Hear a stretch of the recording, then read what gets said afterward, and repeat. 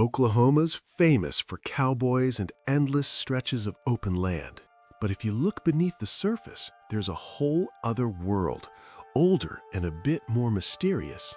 Hidden away are ancient carvings, burial mounds, cave paintings, and stories of giants that whisper of a time long gone. Some of these tales come from native tribes passed down through generations, while others just don't add up. These are Oklahoma's ancient secrets, creepy, intriguing, and still waiting to be fully understood.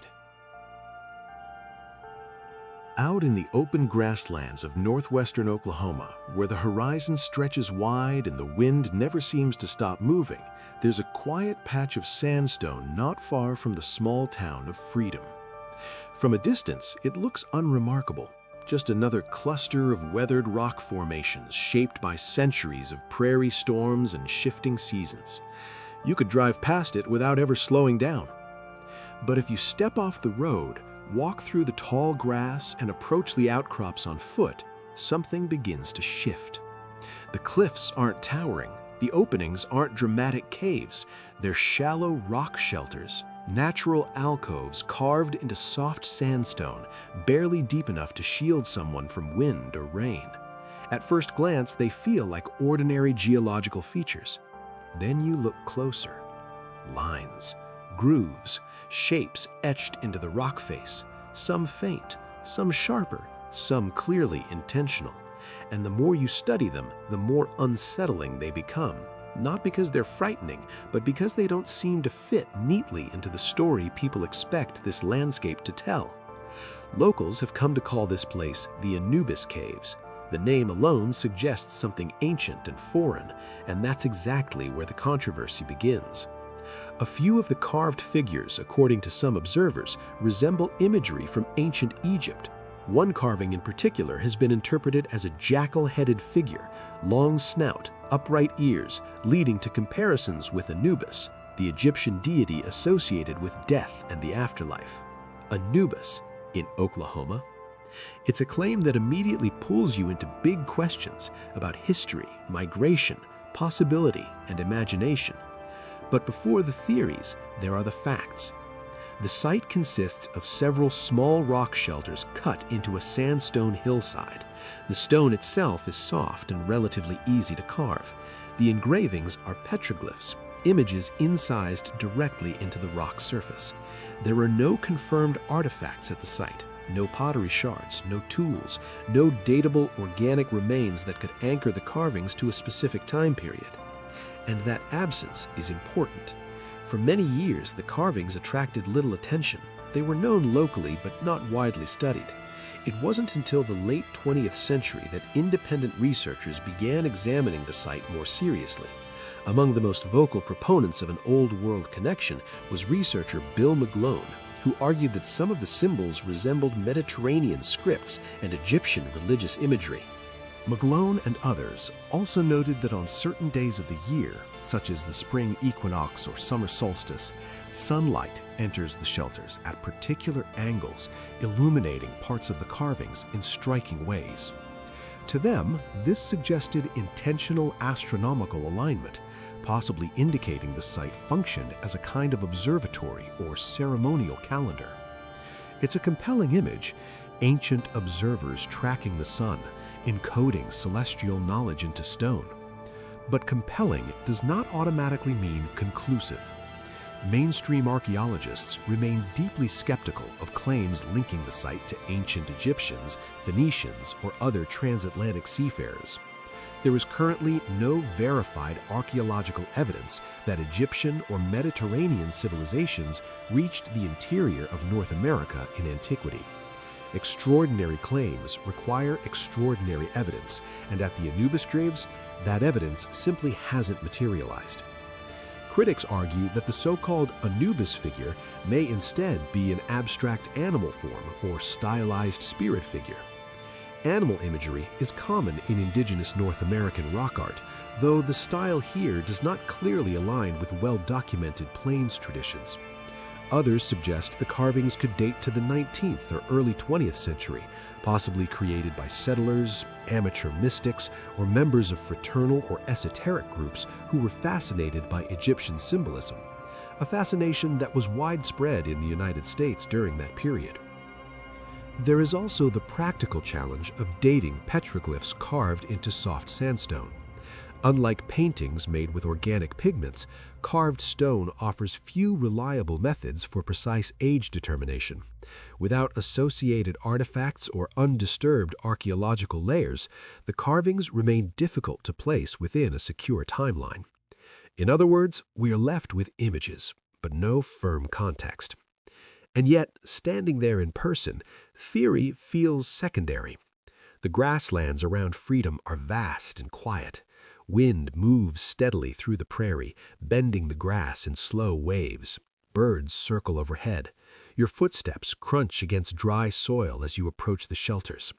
The world feels wide and open, almost emptied of distraction. When you crouch inside one of the shallow alcoves, the temperature shifts slightly. Your eyes adjust to the shade. The carvings begin to appear, not all at once, but gradually. Lines emerge from the stone as if the rock itself is remembering. Some shapes are geometric. Others suggest animals or human forms. A few do undeniably resemble imagery that sparks comparison to Mediterranean motifs. Horned shapes, solar forms, figures that could be interpreted as mythic beings. Whether those interpretations are accurate or projected is part of the ongoing debate. On certain days, when sunlight enters at a precise angle, a beam glides across the interior wall and briefly highlights specific carvings. Is that intentional alignment or coincidence shaped by natural topography? Without documented construction features or controlled archaeological study, it's difficult to say. But in the moment, when light strikes stone and shadows move across ancient-looking lines, it's hard not to feel something. Visitors often describe a sense of heightened awareness there. Not fear, not superstition, but presence. The feeling that someone, at some point, cared enough to carve these marks deliberately into rock, that they meant something, that they belonged to a worldview now partially lost. If you drive far enough into the forests of southeastern Oklahoma, where the roads narrow and the trees begin to swallow the sky, you'll eventually reach a quiet place known as Heavener. It's the kind of town that doesn't rush to introduce itself. You have to look for it. And if you wander just a little farther, past the hum of traffic, past the scattered houses, into the stillness of the woods, you'll find something unexpected resting against a moss-covered slope. A massive slab of sandstone rises from the earth, roughly 12 feet tall and nearly 10 feet wide. Its surface is weathered but deliberate, and carved into it are symbols, sharp, angular, unmistakably ancient in appearance. At first glance, they look as though they were lifted straight from a Viking saga. This is what many call the Heavener Runestone. For decades, it has stirred curiosity, debate, and quiet wonder. Is it evidence that Norse explorers journeyed deep into the North American interior long before Christopher Columbus crossed the Atlantic? Or is it the work of Scandinavian immigrants in the 19th century, men and women who carried their heritage across an ocean and etched it into stone in a new homeland? The mystery begins not with scholars, but with locals. Long before researchers took interest, families in the area knew about the stone. In the early 1900s, children played near it. It was simply part of the landscape. Curious, yes, but not yet controversial. No one imagined it might challenge history books. That changed in the 1920s when academics began examining the carvings more closely. The letters appeared to resemble runes, an early Germanic writing system used across Scandinavia. More specifically, many of the characters resemble those of the Elder Futhark, the oldest form of the runic alphabet, used roughly between the 2nd and 8th centuries AD. Similar inscriptions have been found in places like Norway, Sweden, and Iceland. So what would such writing be doing in Oklahoma? That question is where speculation takes root. One theory proposes that Norse explorers, known to have reached North America around the year 1000, most famously at Les Meadows in Newfoundland, did not simply remain along the coast. According to this view, they may have traveled inland through river systems, navigating vast wilderness in ways we have not yet fully understood. The runestone, supporters suggest, could have been a territorial marker or memorial left behind during such an expedition. If proven true, this would significantly expand our understanding of Norse exploration in North America. But there is a problem. Unlike the confirmed Norse site at Les Meadows, there is no archaeological evidence in Oklahoma. No Norse tools, no remnants of settlements, no ship fragments, no campsites. The runestone stands alone. Because of this, most historians lean toward a different explanation. During the 19th century, waves of Scandinavian immigrants settled across the American Midwest and beyond, including parts of Oklahoma. Rune writing, though no longer in everyday use, remained part of cultural education and folklore in Scandinavia. It was studied, preserved, and romanticized during periods of national revival. Imagine a young Norwegian or Swedish immigrant arriving in an unfamiliar land, new language, new climate, new uncertainties. Carving runes into stone might have been an act of remembrance, a way to say, we came from somewhere, we have roots, we were here. That interpretation feels deeply human. Adding complexity to the debate is the inscription itself. Many researchers agree the carving appears to reference the name, often interpreted as Glom's Valley or Valley of Glom, with Glom being an Old Norse personal name. It reads less like an epic saga and more like a territorial marking. But here is where things become complicated. The runes on the stone do not all belong neatly to one historical period. Some resemble characters from the Elder Futhark, while others appear closer to later runic variations that developed centuries afterward. Historically, those alphabets would not have been used together. It would be similar to writing a sentence today that mixes medieval English, classical Latin, and modern slang. The message might still be understandable, but linguistically, it would raise eyebrows. This blending suggests that whoever carved the stone may have been referencing rune shapes without strict adherence to historical accuracy. In other words, it may have been someone inspired by runic tradition rather than someone living within it. Still, the scale of the monument complicates easy dismissal. This is not a small decorative carving. The sandstone slab is enormous. The grooves are deep and deliberate. Whoever created it invested time, labor, and intention. It was not scratched casually into a boulder. It was meant to endure. Over the years, the Heavener Runestone has drawn visitors of every kind: curious travelers, amateur historians, documentary crews, skeptics, believers. Some arrive convinced they are standing before evidence of forgotten Viking journeys. Others view it as a powerful symbol of immigrant heritage and cultural memory. And some simply come because mystery itself is magnetic. The setting only deepens that feeling. The site, now protected within a Oklahoma State Park, is quiet and shaded. Trees surround the stone. Birds fill the air. A small overlook allows visitors to pause and take it in. There is no carnival atmosphere, no aggressive storytelling. The park presents both interpretations, the Norse exploration theory and the immigrant explanation, without insisting on either. Out in the wide, wind-brushed stretches of southwestern Oklahoma, near the small town of Cooperton, there's a field that doesn't demand attention. It's the kind of place you pass without slowing down: flat earth, dry grass, scattered stones, and a sky so large it feels like it could swallow everything beneath it. Nothing about it announces importance. And yet, beneath that ordinary soil, there once lay a story reaching back more than 10,000 years.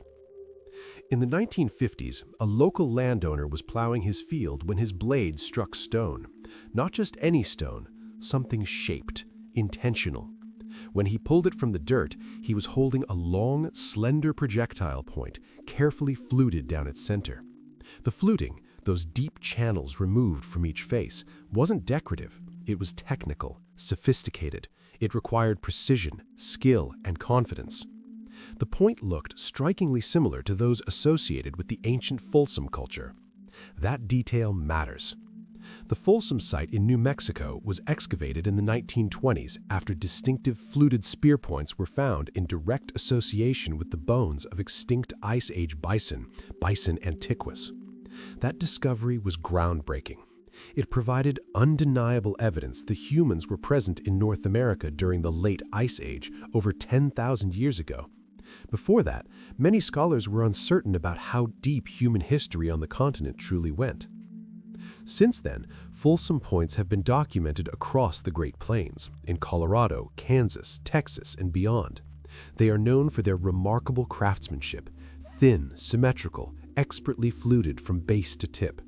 These were not crude tools, they were engineered hunting weapons designed for efficiency and penetration, likely hafted onto spears and used to hunt large Pleistocene animals, particularly bison. Mammoth hunting is more commonly associated with the earlier Clovis culture, though there may have been some overlap in prey. So when a Folsom-style point surfaces in Oklahoma, especially in a quiet farming field near Cooperton, it is significant. And that first discovery was not alone. Additional artifacts reportedly turned up in the same area: scrapers, blades, other projectile points.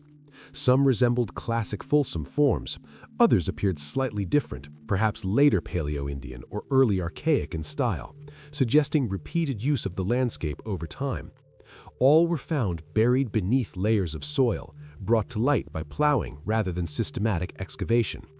And that is where the story becomes complicated. In the mid-20th century, many archaeological discoveries happened by accident. Professional oversight was not always immediate. Sites were disturbed, artifacts collected, sometimes sold or stored away without proper documentation.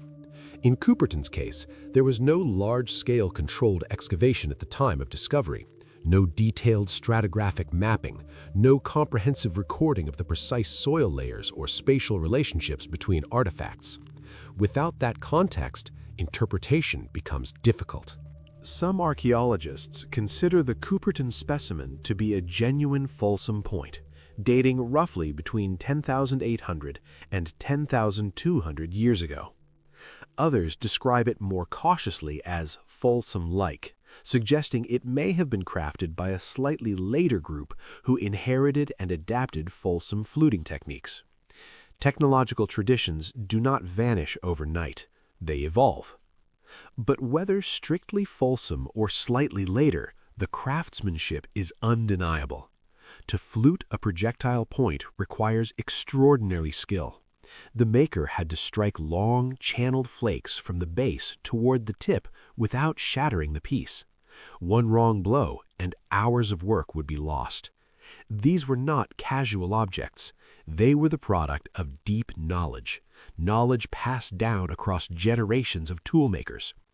And when you imagine the person who shaped that point, the field changes. Picture someone kneeling on that same ground 10 or 11,000 years ago. The climate was cooler then. The megafauna had only recently disappeared or were in decline. Herds of ancient bison moved across open grasslands. The hunter shaped stone with intention, preparing for survival in a world without permanent settlements, without agriculture, without metal. They lived by observation, reading the land, tracking animals, watching seasonal patterns. Their technology was portable, precise, and vital. They did not build earthen mounds like those later constructed at Spiro Mounds centuries afterward. They did not leave written records. What they left behind were tools, and tools can speak. When you hold a fluted point, you are holding compressed time. Each flake scar tells a story of decision-making. Each edge reflects testing and retouching. It is not simply a weapon. It is evidence of cognition, planning depth, engineering intuition. What remains unclear is the nature of the Cooperton site itself. Was it a short-term hunting camp, a butchering location? A seasonal stopping point along migratory routes? The presence of multiple artifacts suggests repeated activity rather than a single lost tool. But without controlled excavation, we may never reconstruct the full picture. That is the quiet tragedy. Some artifacts reportedly entered private collections, others may sit in university repositories. The original context, the precise arrangement of objects in the soil, was altered by farming long before professional archaeology could fully document it. Context is everything in archaeology. Once disturbed, certain information can never be recovered. In the rolling green hills of eastern Oklahoma, not far from the slow, muddy sweep of the Arkansas River, there is a rise in the earth that looks almost ordinary. From the highway, you might mistake it for just another gentle swell in the prairie. Grass moves across it in the wind. The sky stretches wide above it. Nothing about it demands your attention. And yet, beneath that quiet slope lies one of the most extraordinary archaeological sites in North America, the Spiro Mounds. This is not simply a collection of old dirt piles. It is the remnant of a once powerful city, an organized, spiritually complex, economically connected center that flourished centuries before Europeans arrived on this continent, long before Jamestown, long before Columbus, long before the United States was even an idea. Spiro was part of the vast Mississippian cultural world, which stretched from the Great Lakes down to the Gulf Coast and west in the rolling green hills of eastern Oklahoma. Not far from the slow, muddy sweep of the Arkansas River, there is a rise in the earth that looks almost ordinary. From the highway, you might mistake it for just another gentle swell in the prairie. Grass moves across it in the wind. The sky stretches wide above it. Nothing about it demands your attention. And yet, beneath that quiet slope lies one of the most extraordinary archaeological sites in North America, the Spiro Mounds. This is not simply a collection of old dirt piles. It is the remnant of a once powerful city, an organized, spiritually complex, economically connected center that flourished centuries before Europeans arrived on this continent, long before Jamestown, long before Columbus, long before the United States was even an idea. Spiro was part of the vast Mississippian cultural world, which stretched from the Great Lakes down to the Gulf Coast and west into what is now Oklahoma and beyond. These were not scattered, wandering bands. They built planned cities with central plazas, earthen platform mounds, temples, elite residences, and ceremonial spaces. Their societies were layered and structured, with leaders, artisans, traders, and spiritual authorities. Their influence moved along river systems like arteries, connecting communities across thousands of miles. Spiro, located near present-day Spiro, Oklahoma, was active roughly from about 850 CE to around 1450 CE, reaching its height between approximately 1100 and 1350 CE. Older accounts sometimes misstate the dates, but the site clearly belongs to the late prehistoric Mississippian period, not to 400 CE. During its peak, it was a thriving regional center, home to a substantial population and deeply embedded in continental trade networks. But what makes Spiro extraordinary is not just that it existed, it's what was buried there. At the heart of the site stands what is now known as Craig Mound, a large burial mound that once served as a sacred mortuary temple. For centuries, it remained sealed, a protected chamber of the dead. Inside were the remains of high-status individuals and an astonishing collection of ceremonial objects placed with them. In the 1930s, during the Great Depression, a group calling themselves the Bacola Mining Company purchased the land. They were not archaeologists, they were treasure hunters. Driven by economic desperation and the promise of profit, they tunneled into Craig Mound using picks, shovels, and eventually dynamite. What they found stunned them. Copper plates embossed with intricate human and mythic figures, carved wooden masks shaped like spiritual beings, thousands of freshwater pearls, engraved marine shell cups and gorgets, obsidian sourced from the Rocky Mountains, mica traced to the Appalachian region, textiles, featherwork, woven mats, wooden staffs, ceremonial pipes. The materials alone told a story of astonishing reach. The craftsmanship told another story of skilled artisans working within a rich symbolic tradition. But instead of careful preservation, much of it was ripped apart, scattered, sold to collectors across the country. Some artifacts eventually made their way into museums. Many vanished into private hands. By the time professional archaeologists intervened, the integrity of Craig Mound, the sealed spiritual time capsule, had been irreversibly damaged. It was one of the great archaeological tragedies in American history. And yet, even in loss, enough survived to reveal something profound. The people of Spiro were not isolated. The presence of Gulf Coast shells, Rocky Mountain obsidian, and Appalachian mica demonstrates a vast trade network stretching across much of North America. Spiro was not a peripheral village. It was a hub, politically influential, spiritually significant, economically connected. Many of the artifacts belong to what scholars call the Southeastern Ceremonial Complex, a shared symbolic system seen across the Mississippian world. Similar engraved shell imagery and copper plates have been found at sites such as Moundville in Alabama and Etowah Indian Mounds in Georgia. The recurring motifs, winged beings, warrior figures, sacred animals, suggest a shared cosmology, a spiritual language understood across regions. These were not decorative objects. They were messages encoded in symbol and ritual. Some of the most haunting finds include copper plates shaped into stylized human faces, their expressions still readable centuries later: intensity, authority, calm. A carved wooden staff or scepter may have belonged to a priest or political leader. Burials varied. Some individuals were laid out with elaborate offerings, others bundled or cremated, suggesting social hierarchy and ritual complexity. Then, sometime around the mid-15th century, Spiro was abandoned. The ceremonies ceased, the mounds were sealed, the city dissolved back into grass and soil. Why? We do not know for certain. Climate fluctuations and prolonged droughts may have strained agricultural systems. Trade routes could have shifted, weakening Spiro's economic position. Political instability may have fractured elite authority. Some scholars suggest that changes in religious ideology altered the role of the ceremonial center itself. As with many Mississippian sites, the decline was likely gradual and multifaceted rather than sudden and catastrophic. What is clear is that by the time Europeans entered the broader Southeast, Spiro as a city was no longer active.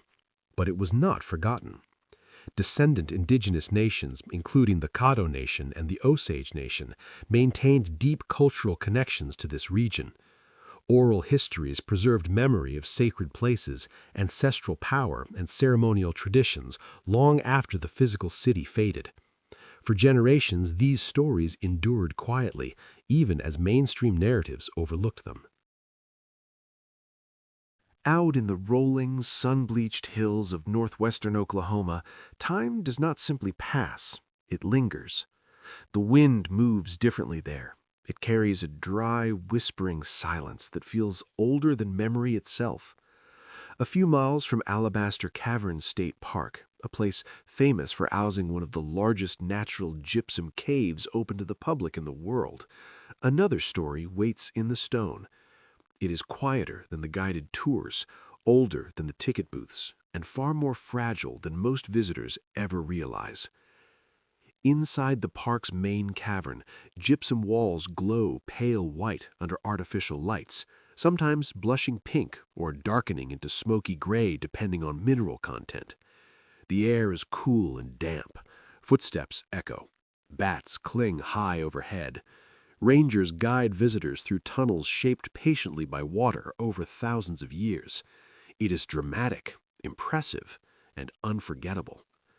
But the deeper story is not inside the great cave. It rests outside, scattered among low rock shelters and shallow overhangs formed naturally by erosion.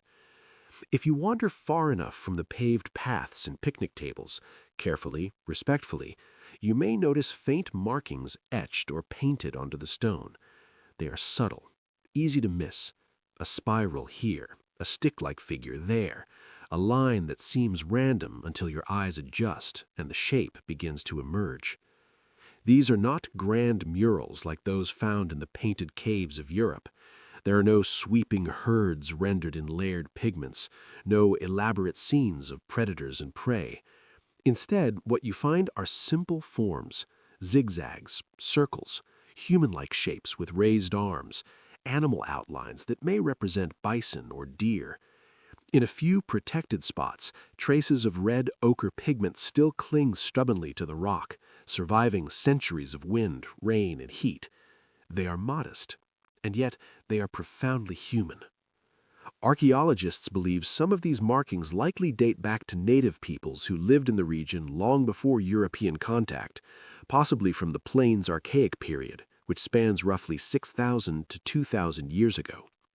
It is unlikely, however, that they date to Paleo-Indian times, more than 10,000 years ago, as confirmed rock art from that earliest period in this specific region is rare and difficult to verify. The most defensible interpretation places many of these markings within later prehistoric indigenous cultures who moved seasonally across the plains. The nearby Cimarron River would have been essential to those communities. It provided water, game, and plant life. Rock shelters offered shade from the relentless Oklahoma sun and protection from storms. Such places were natural gathering points, practical, yes, but possibly spiritual as well. What were these images meant to communicate? No one can say with certainty. Some scholars suggest they may have been connected to hunting rituals, symbolic acts meant to ensure success or give thanks. Others believe certain designs could mark seasonal transitions or astronomical events, perhaps aligning with the solstice light in ways we have not fully documented. There is also the vision quest interpretation, that individuals, often in isolation, fasted and sought spiritual guidance within these shelters, later painting or carving the images revealed in trance or dream. Imagine sitting alone beneath that overhang thousands of years ago, the air dry, the sky enormous, waiting, listening, and then pressing pigment into stone as a record of something sacred or personal, not for fame, not for permanence, but because the moment demanded expression. Whatever their purpose, these markings were not casual doodles. They required intention, gathering ochre, mixing pigment, carving into hard rock. Someone stood there deliberately and made a choice to leave a mark. But time complicates everything. Unlike heavily protected archaeological sites, the rock shelters around alabaster caverns have not all been systematically excavated or comprehensively documented. Over the decades, modern graffiti has layered itself atop older designs. Settlers carved initials, cowboys etched names, teenagers scratched dates. In some places, ancient spirals sit beside 20th century lettering. Spray paint scars portions of rock face. Authenticity becomes difficult to untangle. That layered history can be frustrating for researchers, yet it also reflects a truth about landscapes like this. They are never frozen in one era. They accumulate human presence, some of it reverent, some careless. Sadly, vandalism has erased parts of the oldest imagery. Weather has taken more. What remains is fragmentary, partial, vulnerable. And still, what survives carries weight. There is something deeply moving about standing before a faded figure drawn by someone who lived thousands of years ago. The lines may be simple, but they bridge an unimaginable stretch of time. In that moment, history does not feel distant or academic. It feels intimate. When visitors come to Alabaster Caverns State Park today, the main cave rightly captures attention. Its gypsum formations are rare and geologically significant. But beyond the spotlight, in the quiet brush and weathered stone, another inheritance waits. Not lit by tour lamps, not framed by interpretive signs, just rock, wind, faint lines. If you are patient and respectful, you may find yourself staring at a barely visible shape and feeling something difficult to name, a sense of continuity, a reminder that long before highways and fences, before the word Oklahoma existed, People stood on that same ground. They watched the same horizon. They feared storms. They tracked animals. They dreamed. And they reached out, not to conquer the land, but to speak to it.